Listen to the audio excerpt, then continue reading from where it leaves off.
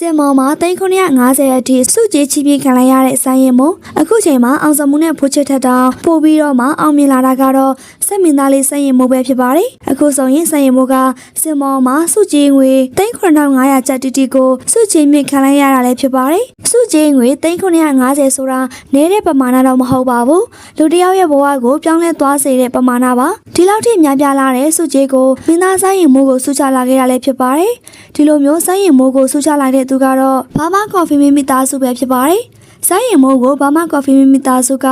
ဇက်စင်ပေါ်မှာ3,550အထိစုချလိုက်ပြီးမှတော့ဆိုင်းရင်မို့ကကျေးဇူးတင်စကားပြောသလိုအဆိုပါစုကြည်ငွေတွေကိုလည်းမိဘမဲ့ကေဟာတွေတက်ကြီးဘိုးဘွားတွေကိုလူတန်းသွားမယ်လို့သိရှိရပါတယ်ဆိုင်းရင်မို့ကအခုလက်တလုံးမှာအောင်စမှုထက်တောင်မှပို့ပြီးတော့အောင်မြင်လာခဲ့ပါပြီ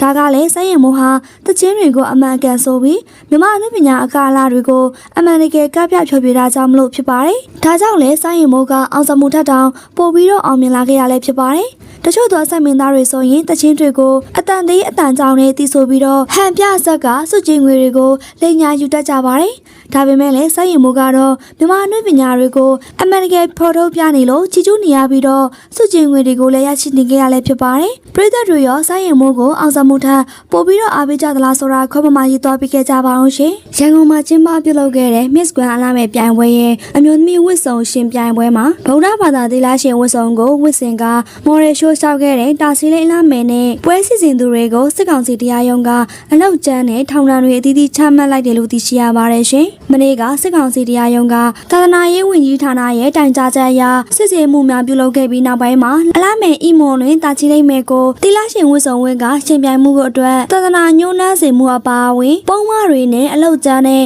မြိုင်ဆိုင်တော်ကိုအလောက်ကျန်းနဲ့ထောင်ဒဏ်လေးနဲ့ပွဲကျင်းပခဲ့တဲ့ Irravare Sulegram ရန်ကုန်ဟိုတယ်ကမန်နေဂျာကိုထောင်ဒဏ်6လချမှတ်လိုက်ကြောင်းလည်းသိရှိရပါတယ်ရှင်။အဲ့ဒီအပြင်ပြိုင်ပွဲကျင်းပခဲ့တဲ့ရန်ကုန်မြို့က Irravare Sulegram ရန်ကုန်ဟိုတယ်ကိုလည်း6လယာယီပိတ်သိမ်းဖို့အမိန့်ချမှတ်ခဲ့ကြောင်းလည်းသိရှိရပါတယ်ရှင်။ပြီးခဲ့တဲ့မေလ4ရက်နေ့ကရန်ကုန်မြို့မှာရှိတဲ့ Irravare Sulegram ရန်ကုန်ဟိုတယ်မှာကျင်းပခဲ့တဲ့ Miss Grand မြန်မာပြိုင်ပွဲမှာတာချီလိတ်ကိုစားပြုအလားမဲ့အီမွန်လွင်ကတီလာရှင်ဝတ်စုံကိုဝတ်ဆင်ပြီးတော့မော်ရယ်ရှိုးရှောက်ကရှင်မြိုင်ခဲ့တာလည်းဖြစ်ပါတယ်အဲ့ဒီလောက်ရပေါ်လူမှုကွန်ရက်စာမျက်နှာပေါ်မှာဝေဖန်မှုတွေမြင့်တက်ခဲ့ပြီးနောက်ပိုင်းစစ်ကောင်စီရဲ့သာနာရေးဝန်ကြီးဌာနကဗုဒ္ဓဘာသာကိုစော်ကားရရောက်တယ်လို့ဆိုကာပြည်ထရေးဝန်ကြီးဌာနကိုအရေးယူပေးဖို့မေလ9ရက်နေ့ကတိုင်ကြားခဲ့ကြောင်းလည်းတွေ့ရှိရပါတယ်။အဲ့ဒီဖြစ်စဉ်ကြောင့် Miss Grand မြန်မာအဖွဲ့အစည်းကအလားမယ်အီမိုလင်ကိုပြိုင်ပွဲကနေထုတ်ပယ်တယ်ဆိုတာကိုကြေညာခဲ့သလိုကျင်းပဖို့ကြံရှိနေသေးတဲ့စကားတင်ပြိုင်ပွဲဝင်တွေနဲ့နောက်ဆုံးဗိုလ်လူပွဲတွေကိုတော့